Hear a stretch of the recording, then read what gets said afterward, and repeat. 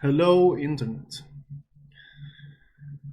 There's been something I've been thinking about lately.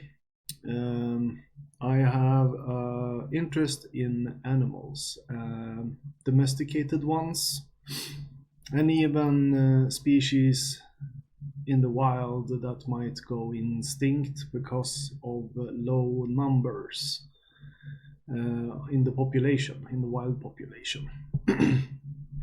So I've been looking at both breeders' perspective and problems that people see in nature. So basically, the wolf population in Sweden has increased since two Finnish wolves were introduced into the Swedish forest. Those two wolves has produced several hundred wolves that we have in our forests today. Some of these even have shown sign of inbreeding damages, which is not surprising when you only have two Adam and Eve system. I've also seen some American breeders that do the same thing. They actually use inbreeding as a method of keeping a pure line. The problem is that sooner or later you will destroy the breed with too much inbreeding, and then you need two new specimens to restart your inbreeding program. So it's kind of immoral and disgusting, in my opinion. Then I've been watching on the European model when it comes to breeding, especially the dog lines. So the dog lines, they have in Sweden aesthetic requirement. So they're supposed to look like this in different variants. They're supposed to have this mindset and skills, natural skills. So if you have a behavior that is out of the box, or the teeth ain't right, or the head ain't right, or the size, they're bigger, they're smaller, legs ain't right in the length and stuff like that. So in Europe, they usually have a requirement for breeding. So you look, behave, and have the natural instinct that the breed is supposed to have. So they basically keep pure lines by picking the best specimen that they can find. Now this works as long as you have a good, stable picking pot. So if you have a lot of dogs to pick from, it works until there are too few numbers left, and it doesn't work anymore. So that would mean that the European model will also make some breeds extinct by sheer no interest in the dog. No one buys it, no one breeds it, nothing to pick from, gone. So the European model has the same problem as nature itself when you have few numbers. So I've designed my own breeding program, which I want to try sometime in the future with dogs. But my financial situation does not allow me to do that at this point in time. But something I can do is to share my viewpoint on breeding, and maybe someone out there wants to try it out and see if it actually works. So let's get into it. I'm just gonna fix some things to show on the screen. Alright, so I'm hoping this won't blind you too much. I'm doing it in MS Paint, so it might look like shit, but it's at least something to look at. So we have two specimens. We have Annika or Ove. So we have one male and one female. they have a litter, and that litter becomes 3 boys, 2 girls. I don't know the name specifics when it comes to all the different animals. I'm just saying you can do the same thing with any animal basically. So you have those 2, which those 5 I mean, children of Annika and Ove, which will create an automatic inbreeding. You only have those 2, so if there's no one else around, that means that the siblings and the parents are the only one that can breed with each other. So the inbreeding will go up and down the family line or side to side. So you will have automatic inbreeding. So already at this point in time, if you would keep on breeding on those 2, like we have a limit in Sweden, for example, that you should only breed 3 litters, three litters on the same parents, and well, the same female really. So it's the female that will be restricted to 3.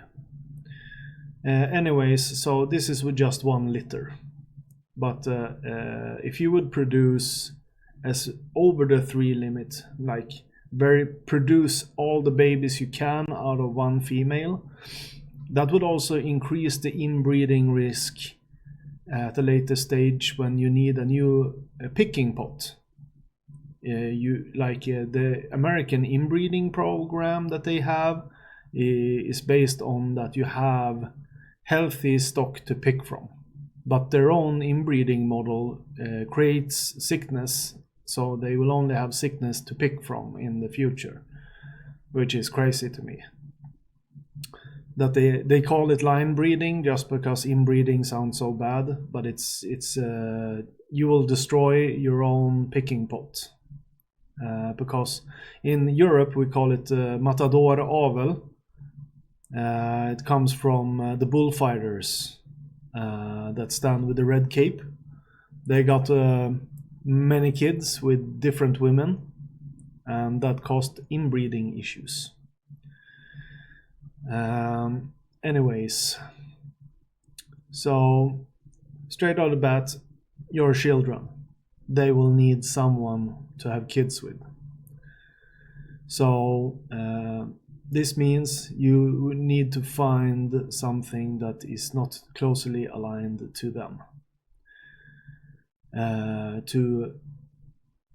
you will still have a risk of the children not getting right anyways, even if you don't inbreed. I think it's 2 to 3%.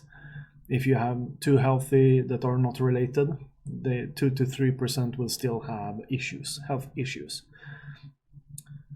around those numbers. So you manage to find, we go for the girls, we're skipping the boys.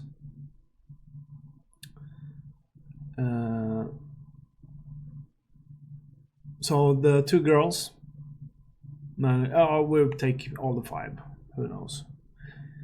All these 5 gets a partner, and those 5 together creates 10 boys and 13 girls.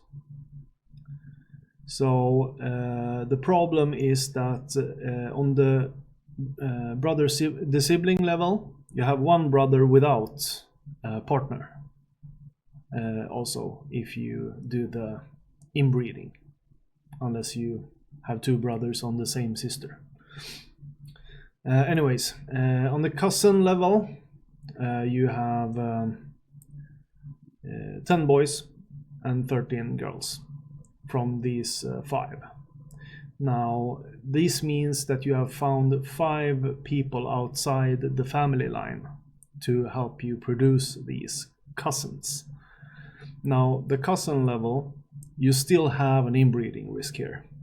The inbreeding risk is low, but it's still higher than the normal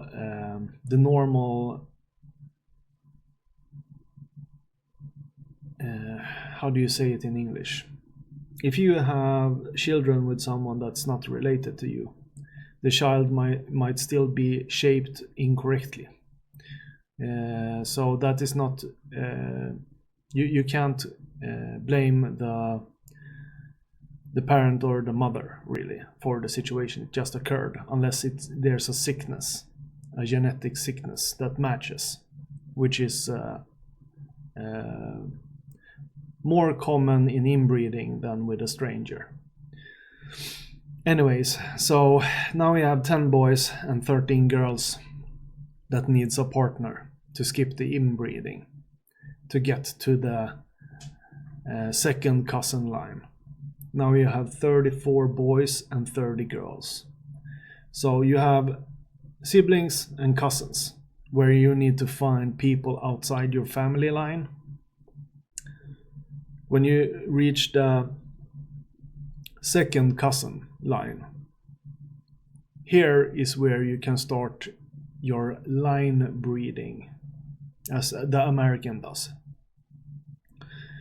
Because now the inbreeding risk is in the same range or lower than the normal misshaped level, the 2 to 3%.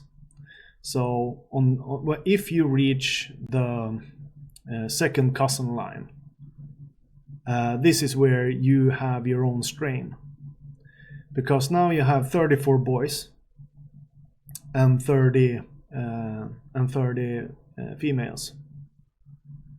So now you can have a production that doesn't need any new blood,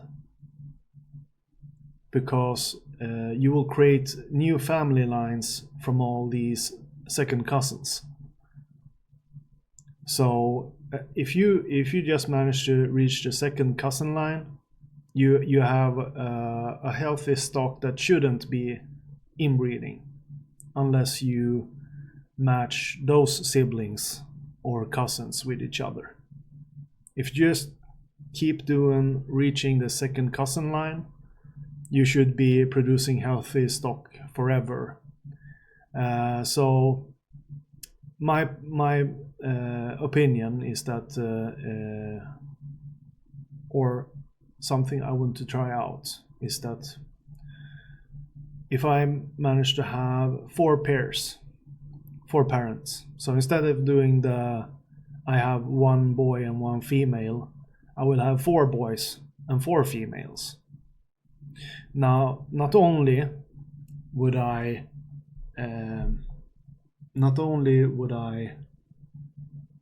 let's switch over here. Not only would I want to, so I have 4 females, and those 4 females can have 3 litters. So what I would do is that I would put the males in circulations. So I would have 4 males that would have their own 4 male dogs with 4 female dogs, but they would have their own space, so they wouldn't mix with each other. So that would mean that I know that male gets children with that female. Now, when the litter is born, so everyone gets their own litter. This is where I spin the males. So all the males switches cages to the right, and then I would do the same thing after the second litter. Then I would have all the 4 males switched to the right. Now I have 3 litters. 3 litters from 4 different family lines, but the family lines has been spun. So what happens is that most of these siblings will be half siblings. So I have already from the sibling line countered the risk of inbreeding from the sibling line. Then I will do the same of the 8 individuals chosen for breeding in that produced line. Now I have the siblings level. From those siblings, I will pick out chosen individuals that has the best features, that is closest to the expected breed. They have all those features, instincts and stuff. And then I will do the same with them. But they will have, at this point you will have to have checked so you don't breed with the sibling, because you will have half siblings. So after each litter you need to name them and register them in a book or something, and have them with a different color on the neck, so the siblings, even the half siblings, get the same color on their necklace. So at this point you will go team them up. You have 4 males, 4 females, and you will do the same thing again.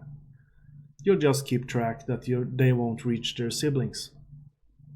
So keep going to the right. Don't switch to the left. So keep going right. Anyways, if you do this, it should be good. So the sibling line might look a little bit different, so you don't hit the siblings, but it should be okay. Now because you have 4 families, that's basically why it works from the sibling level. So if you only have 1 male and 1 female, don't work. If you have 4 families, 4 males, 4 females, now you have your own stock of that breed. Now, I haven't tried this out. I've only made the theory on paper, basically. So it's something I want to try in the future, if I ever get to own some small part of land somewhere.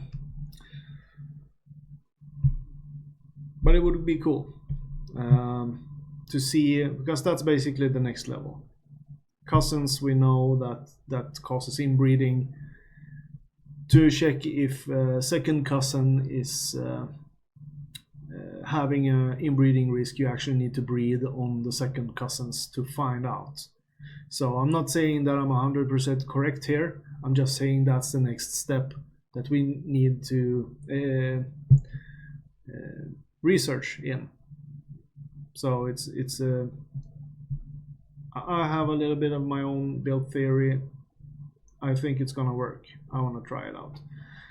If there's any breeder out there that thinks that my mindset is interesting and they want to try it out, please contact me through my Discord or in the comments to this video and tell me how it works. Is it a workable theory? Wow. Thanks, Internet, for listening to my weird theories. Goodbye.